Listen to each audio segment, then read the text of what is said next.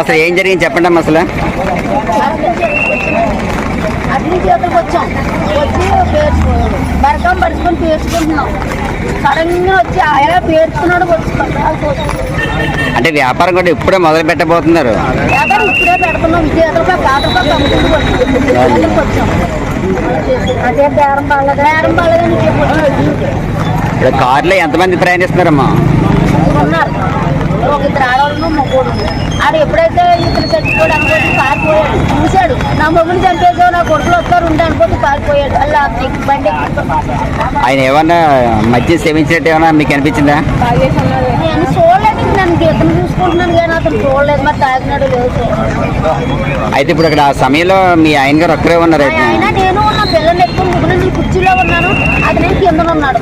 నేను నన్ను రోజు కింద ఎలా చేస్తున్నాను నేను.